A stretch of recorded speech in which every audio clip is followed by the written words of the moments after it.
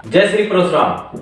मैं पंकज उपाध्याय, संपादक अनंत वक्ता, आज हाजिर हूं ब्राह्मण संघ संवाद में एक ऐसी शख्सियत को लेके जिन्होंने ब्राह्मण समाज के लिए अनेकानेक काम किए हैं और इस कार्यक्रम में उसकी चर्चा करेंगे।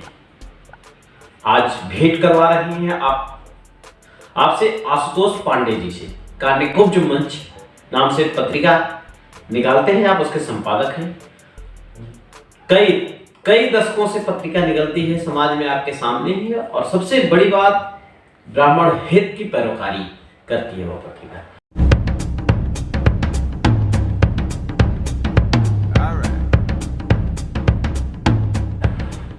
हमारे कार्यक्रम ब्राह्मण संघ संवाद में आपका स्वागत है आशुतोष जी। नमस्कार। ब्राह्मण, ब्राह्मणवाद, ब्राह्मणत्व, इन तीनों चीजों को अब तक दशकों से पत्रकारिता समाज के पैरोकार के तौर पे काम करते हुए कितना समझ पाए हैं? आपने उपाध्याय जी बहुत अच्छी बात पूछी है। ब्राह्मण, ब्राह्मणत्व और ब्राह्मणवाद। देखिए, ब्राह्मण एक वर्ग विभाजन है। मैं ये मानता हूं कि ब्राह्मण वो है जो शोषक, शासक और शोषित वर्ग के बीच में जो एक समन्वय बना के रखता है, वो ब्राह्मण है। ये पुराना इतिहास है और आज भी वो संगीत है। अब आगे ब्राह्मण है तो ब्राह्मणत्व, ब्राह्मण वही है जिसमें ब्राह्मणत्व है, यानी कि गुण है उसके अंदर। अगर गुणहीन संज्ञा के बगैर नाम से ब्राह्मण नाम का कोई अस्तित्व नहीं है। बात गड़बड़ तब हो जाती जहां वाद आ जाता है। अगर हम ब्राह्मणवाद जब दे देते, इसी बात को आप ब्राह्मण, ब्राह्मणत्व, ब्राह्मणवाद कहते हैं, यही चीज आप जाति, जातीयता और जातवाद भी कह सकते हैं। आज जो हमारे यहाँ सामाजिक विशृंखलता पैदा हुई है, उसका रीजन यही है कि ना तो जाति ही मान रहे हैं, ना जातीयता के गुण है। वाद ज्यादा आ गया है और वाद हमेशा विवाद का कारण रहता है। तो हम यही चाहेंगे कि अगर कोई ब्राह्मण है, जन्म से है, तो उसे ब्राह्मणत्व अपने अंदर का वो कहते हैं क्या विकास करना चाहिए। ब्राह्मणों की स्थिति भारत में क्या है, उसे क्या समझते हैं? मैं सोचता हूँ कि ब्राह्मणों की स्थिति भारत में हमें निराश नहीं होना चाहिए, क्योंकि कहीं ना कहीं हमारी ही कमी, हमारे ही वही ब्राह्मणत्व में कमी आने के कारण आज ब्राह्मण अपने को पिछड़ा हुआ, शोषित समझने लगा है। लेकिन इसके पीछे कारण सिर्फ हम औरों को नहीं दे सकते हैं, हमें स्वयं में ही इसके कारणों को खोजना पड़ेगा।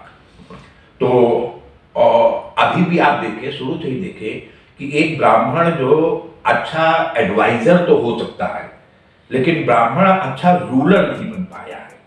आज भी चाहे कितना भी आप ले लीजिए, किसी राजनीति में लीजिए, किसी संस्थान में लीजिए, कॉर्पोरेट सेक्टर में ले लीजिए, अगर कोई अच्छा एडवाइजर है, सलाहकार है, तो वहां आपको ब्राह्मण ही मिलेगी।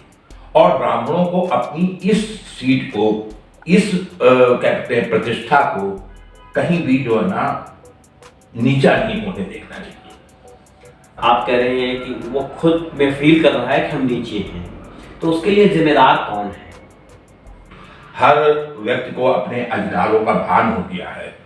समाज में जितनी भी टूटन है, उसका सिर्फ कारण एक ये है, कर्तव्य और अधिकारों के बीच में जो द्वंद्व चलता है। हर व्यक्ति, चाहे वो किसी भी समाज का हो, किसी भी वर्ग का हो, किसी भी जात का हो, अपने अधिकार तो मान लेना चाहता है, अपने कर्तव्य से वो च्युत होता जाता है। हमें आपके कर्तव्य पता है, अपने अधिकार पता है। जिस दिन हम ये मान जाएंगे कि हमारा क्या कर्तव्य है और आपके क्या अधिकार है, उस समय हम ये इस जो सामाजिक समरसता का एक नया बीज बोया जा सकता है। जो आप कह रहे हैं, यही कारण है कि जब ब्राह्मण अपने को थोड़ा सा कमजोर मानने लगा है, तो आपने देखा होगा जगह जगह ब्राह्मण संगठन बन रहे हैं।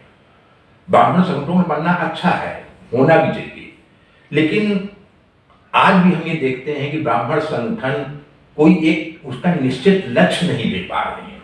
लक्ष्यहीन संगठन जो है, कोई भी आपको कोई अच्छा एक परिणाम नहीं दे सकता है।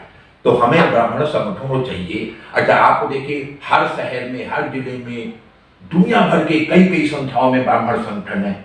अभी भी हमारी संगति ये है कि हम एक भारतवर्ष में कोई एक एकीकृत ब्राह्मण संगठन बनाने में कामयाब नहीं हो सके। नहीं, वो तो खैर विविधता है, विविधता होनी भी चाहिए। व्यक्तिगत तौर से जितने ब्राह्मण संगठन काम कर रहे हैं, उन्हें एक पैरामीटर पे काम करने की जरूरत है। संगठन बहुत सारे हों, कोई दिक्कत नहीं है उससे।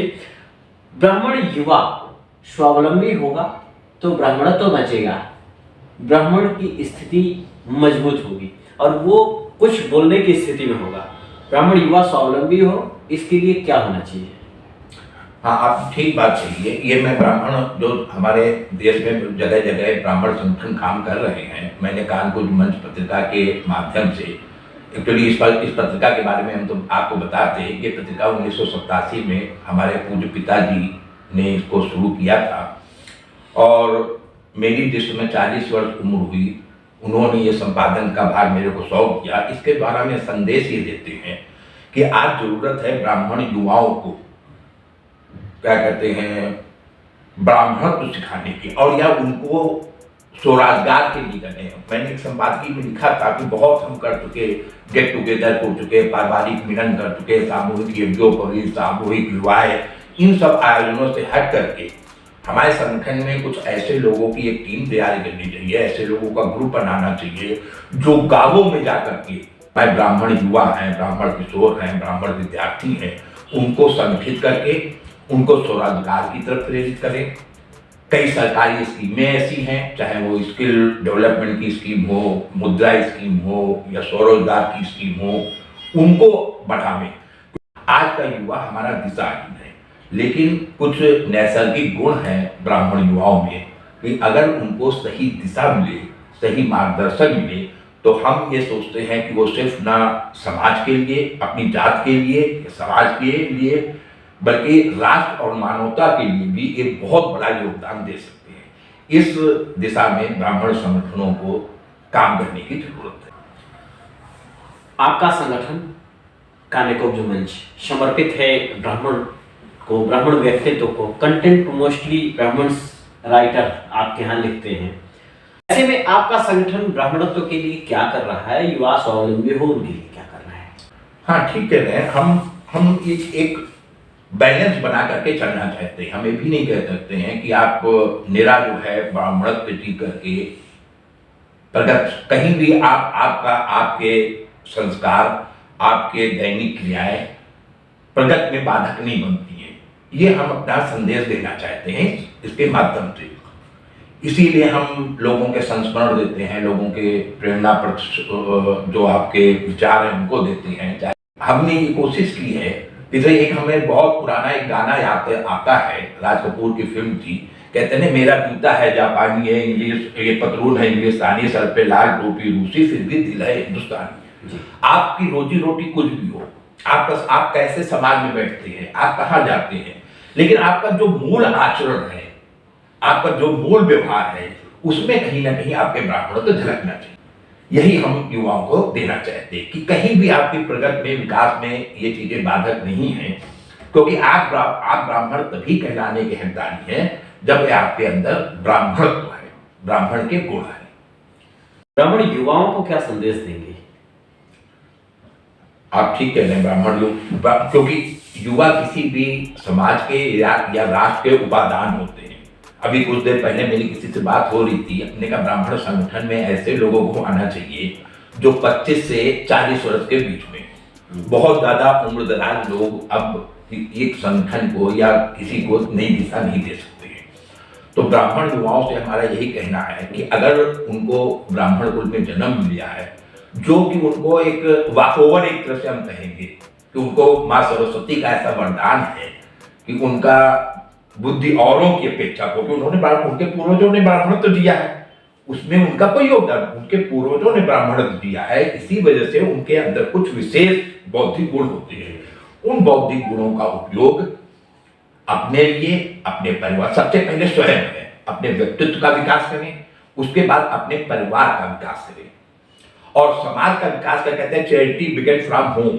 सबसे पहले आप ये देखें कि आपके नाते रिश्तेदारी में, आपके पड़ोस में, आपके नजदीकी समाज में कोई ऐसा हो जो आपके धन से, आपके सहयोग से अगर उसको कुछ अपेक्षित सहायता मिल सकती हो, और यही कहते धीरे धीरे फिर आपका राष्ट्र के लिए और टोटल पूर्ण विश्व मानवता के लिए आप अपना योगदान दे सके।